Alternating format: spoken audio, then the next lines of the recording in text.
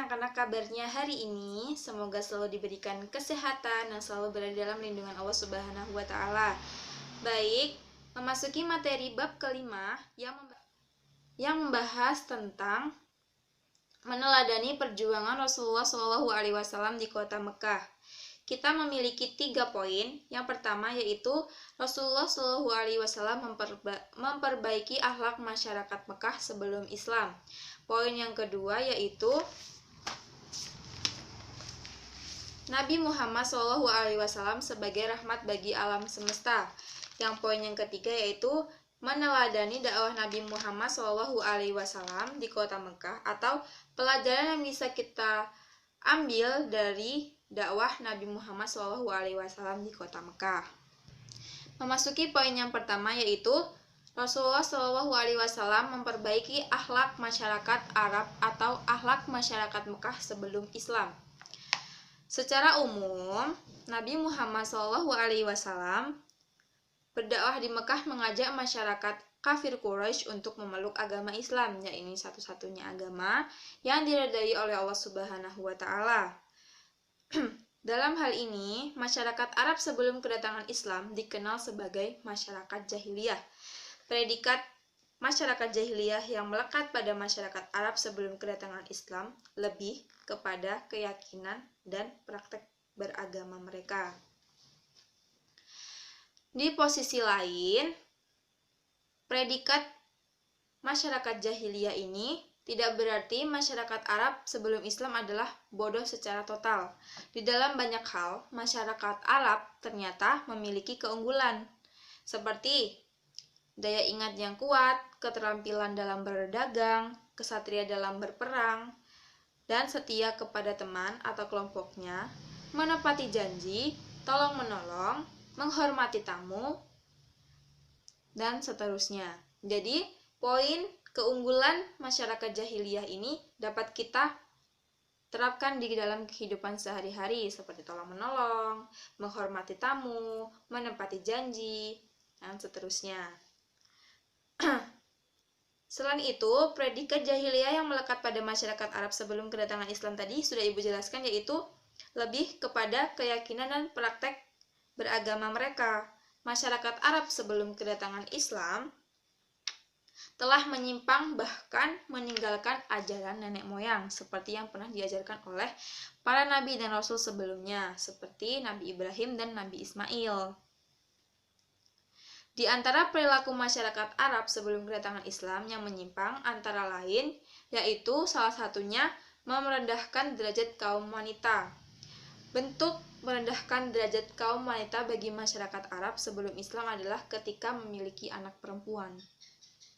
Ketika masyarakat Arab memiliki anak perempuan, mereka akan mengkubur anak perempuan mereka secara hidup-hidup karena mereka beranggapan anak perempuan itu tidak bisa berperang dan tidak bisa mengangkat derajat keluarga atau orang tua. Di sini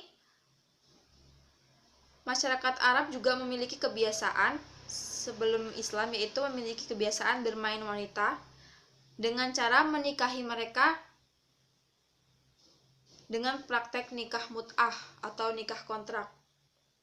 Jadi, mereka melakukan pernikahan dengan dibatasi oleh jangka waktu tertentu dengan tujuan bersenang-senang, bahkan berzina.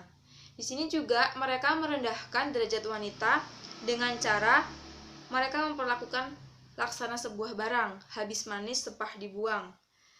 Ketika seorang wanita masih menarik bagi mereka, seorang wanita itu akan dipuja-puja. Dan sebaliknya, jika wanita sudah tidak menarik lagi, maka langsung dicampakkan begitu saja. Namun setelah kedatangan Islam, hal tersebut atau kebiasaan masyarakat Arab tersebut dilarang, bahkan sudah diharamkan karena merendahkan derajat kaum wanita. Selanjutnya, Nabi Muhammad SAW memperbaiki akhlak masyarakat Arab atau masyarakat Mekah sebelum Islam itu dengan mengajarkan bahwa kemuliaan manusia itu tidak diukur dari harta, keturunan, suku, keindahan tubuh, kekuatan, maupun pangkat dan jabatannya dalam masyarakat. Namun, kemuliaan manusia terletak pada ketaatannya kepada Allah Subhanahu wa taala dan kemuliaan akhlaknya, baik berupa sikap, perkataan, maupun perbuatannya dalam kehidupan sehari-hari. Jadi di sini kita dapat melihat atau kita dapat berpikir supaya kita tidak memandang orang dari sikap, dari derajatnya, dari pangkatnya, karena Allah Subhanahu wa taala itu tidak memandang hal-hal tersebut. Allah Subhanahu wa taala itu memandang kita dari ketaatan kita untuk beribadah kepada Allah Subhanahu wa taala. Setelah Nabi Muhammad SAW menjadi Rasul, Nabi Muhammad SAW memberikan ajaran yang sangat mulia bahwa sebaik-baik manusia adalah yang memberi manfaat dan dapat bermanfaat bagi orang lain. Jadi kita sebaik-baik manusia itu harus bisa bermanfaat bagi orang lain. Memasuki poin yang kedua, yaitu Nabi Muhammad sebagai rahmat bagi seluruh alam semesta. Nabi Muhammad mengajarkan agar manusia bekerja keras untuk memenuhi kebutuhannya. Namun ketika menjadi kaya, maka dia harus mengasihi yang miskin dengan cara menyisihkan sebagian hartanya untuk mereka. Orang yang kuat harus mengasihi orang yang lemah. Orang yang tua harus menyayangi anaknya, baik anak itu laki-laki maupun perempuan. Sebaliknya, anak harus menghormati dan berbakti kepada orang tuanya walaupun mereka sudah sangat tua. Ketika antar anggota masyarakat dapat memahami dan hak kewajibannya saling menghormati, menghargai, dan mengasihi, maka akan menjadi masyarakat yang damai, aman, tentram, dan sejahtera. Terbukti, saat ini keadaan masyarakat Mekah dan Madinah menjadi masyarakat yang sangat beradab. Dengan demikian, sesungguhnya Nabi Muhammad SAW diutus oleh Allah Subhanahu wa taala sebagai rahmat bagi seluruh alam. Nabi tidak hanya diutus untuk penduduk Mekah atau Madinah saja, melainkan nilai-nilai yang dibawanya adalah nilai-nilai yang universal yang dapat meningkatkan martabat umat manusia sehingga berbeda dengan binatang. Jadi di sini dapat disimpulkan Nabi Muhammad sebagai rahmat bagi alam semesta, yaitu Nabi Muhammad tidak hanya mengajarkan atau memberi nilai-nilai kebaikan kepada masyarakat Mekah maupun Madinah saja, melainkan untuk seluruh umat manusia. Dalam Quran Surah Al-Anbiya ayat 107, Allah berfirman yang berbunyi, Bismillahirrahmanirrahim, wa ma arsalnaka illa rahmatan lil alamin, yang artinya, dan tidaklah kami mengutus kamu wahai Muhammad melainkan untuk menjadi rahmat bagi seluruh alam semesta. Quran Surah Al-Anbiya ayat 107. Baik, memasuki poin yang ketiga, yaitu meneladani dakwah Nabi Muhammad SAW dan para sahabat di Mekah. Dari uraian sejarah yang Ibu tadi bicarakan di atas atau sebelumnya, dapat diambil pelajaran yang sangat berharga dari cara-cara dakwah Rasulullah SAW yang harus diteladani oleh umat Islam. Antara lain yaitu Nabi Muhammad berdakwah dengan keteladanan. Sebelum beliau menyampaikan sesuatu, maka beliau terlebih dahulu melaksanakannya. Jadi, di samping dakwah dengan lisan, dakwah juga dilakukan dengan perbuatan, sikap, dan keteladanan dalam kehidupan sehari-hari. Sebelum beliau menyampaikan sesuatu, maka beliau terlebih dahulu melaksanakannya, seperti perintah melaksanakan sholat. Sebelum perintah itu sampai kepada umat manusia atau umatnya beliau telah mengerjakannya terlebih dahulu, sholat tersebut. Jadi beliau itu menyampaikan sesuatu, maka beliau terlebih dahulu melaksanakannya, baru beliau menyampaikan kepada umatnya. Yang kedua yaitu disampaikan dengan penuh hati-hati, sabar, dan menggunakan bahasa yang halus dan lemah lembut serta dengan bahasa yang mudah dipahami.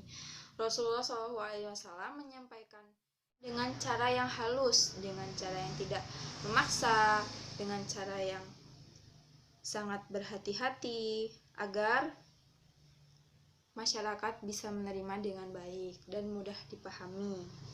Dalam Quran Surat An-Nahl ayat 125 yang berbunyi atau yang artinya, serulah wahai manusia kepada jalan Tuhanmu dengan hikmah dan pelajaran yang baik dan bertahanlah mereka dengan cara yang baik. Sesungguhnya Tuhanmu dialah yang lebih mengetahui tentang siapa yang tersesat dari jalannya, dan dialah yang lebih mengetahui orang-orang yang mendapat petunjuk. Quran Surat An-Nahl ayat 125. Poin yang ketiga, Rasulullah SAW memposisikan para pengikutnya sebagai sahabat. Hal ini tercermin dalam sebutan para pengikutnya, yakni dengan sebutan sahabat. Dan poin yang keempat yang terakhir yaitu Rasulullah SAW selalu bersama para sahabat-sahabatnya baik dalam keadaan suka maupun duka. Dengan demikian terjadilah persatuan, kesatuan, dan solidaritas umat Islam yang sangat kuat. Dalam berdakwah, Rasulullah SAW tidak pernah memaksakan kehendak.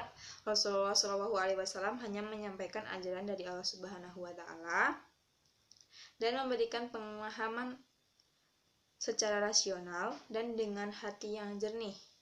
Mengikuti atau tidak, hal itu menjadi hak pribadi masing-masing. Dengan kata lain, dalam berdakwah, Rasulullah SAW tidak pernah menggunakan cara kekerasan. Allah berfirman dalam Quran Surat Al-Baqarah ayat 256 yang berbunyi, Bismillahirrahmanirrahim, La ikraha fiddin, qad tabayyana rusydu minal ghayy, yang artinya, tidak ada paksaan untuk memasuki agama Islam. Sesungguhnya telah jelas jalan yang benar daripada jalan yang sesat. Quran Surat Al-Baqarah ayat 256. Dalam firman Allah sudah dijelaskan, tidak ada paksaan untuk memasuki agama Islam. Begitupun dengan Rasulullah SAW dalam menyampaikan dakwah. Beliau tidak memaksakan kita untuk mengikuti jejak beliau, yaitu memasuki agama Islam dan bertakwa kepada Allah Subhanahu wa Ta'ala. Mungkin hanya itu materi yang dapat Ibu sampaikan. Semoga kalian dapat memahami, dapat menarik kesimpulan dari materi yang telah Ibu berikan.